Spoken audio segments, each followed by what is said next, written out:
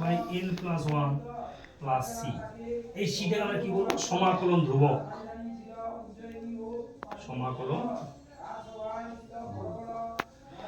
Example দেওয়া যাক। ধরো x to the power 3 dx, তাহলে কি হবে? x to the power 3 plus 1 by 3 plus 1 plus c, বা x to the power 4 by 4 plus c। এক নম্বর সূত্রাবলী হলো। 2 নম্বর চলে এসো। e to the power mx dx, কত হবে সেটা? e to the power mx by m plus c। Example দেওয়া যাক। তাহলে বারবার বলে দিচ্ছি, আর বারবার লিখছি না। সি হলো সমাকলন ধ্রুবক। সমাকলন ধ্রুবক। এক্সাম্পল দিয়ে দাও। e to the power 3x dx সমান e to the power 3x by 3 plus c। কিংবা এক্সাম্পল আমি আরো একটা দিতে পারি। e টু দি পাওয়ার ধরো -5x dx, e to the power -5x by -5 plus c। 3 নম্বর সূত্র চলে এসো। a to the power mx dx, a to the power mx by m log a। এর একটা एग्जांपल দেখে নাও।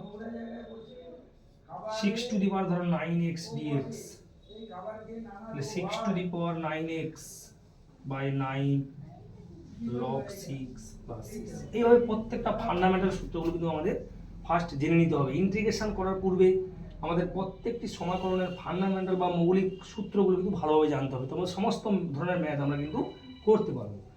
চলে এসো 4 নম্বর সূত্র।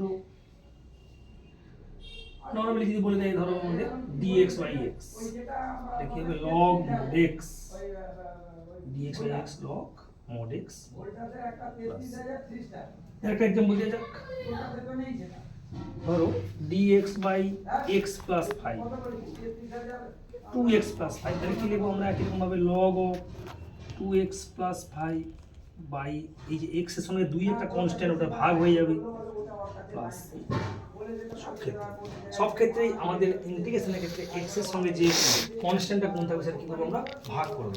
4 নম্বর সূত্র হয়ে গেল। এইভাবে আমরা পরের সূত্রে যাচ্ছি।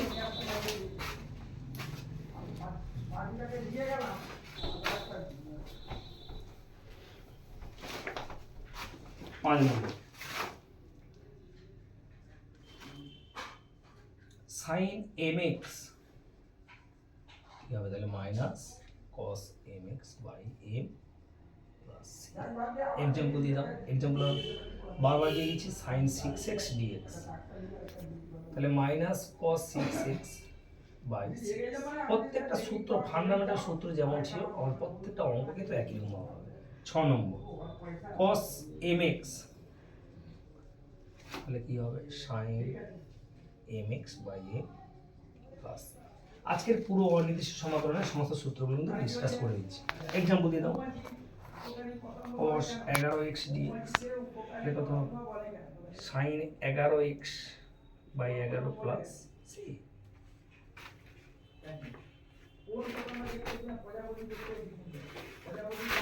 7 নম্বর চলে এসো।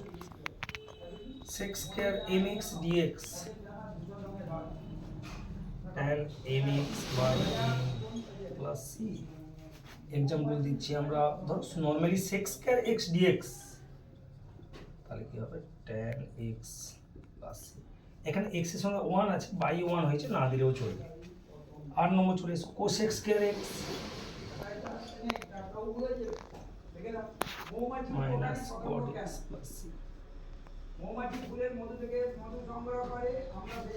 চলে আসবো 9 নম্বর সূত্রে চলে আসবো।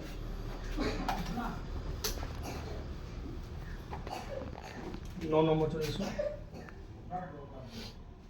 9 নম্বর সূত্রে sec x tan x, তাহলে কি হবে? এটা তাহলে sec x প্লাস c।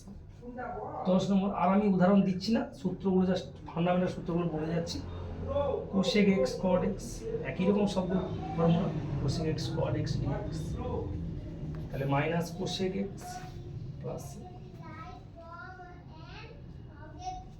আর কি দেখো কতগুলো ফান্ডামেন্টাল। ধরো f1x প্লাস f2x, ধরো fnx,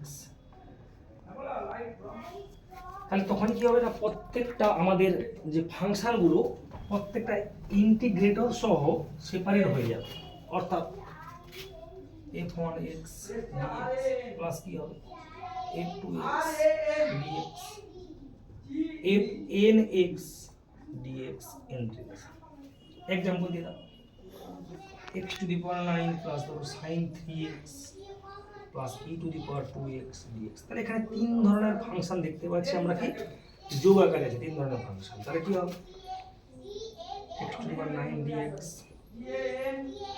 sin 3x dx e to the power 2x dx। তাহলে x 10/10 sin মানে minus cos 3x/3 e 2x/2 और साजिए ना x to the power 10/10 minus cos 3x/3 e 2x/2। আজকের এইটুকুন থাক, নেক্সট আমরা অন্য কিছু নিয়ে আলোচনা করবো।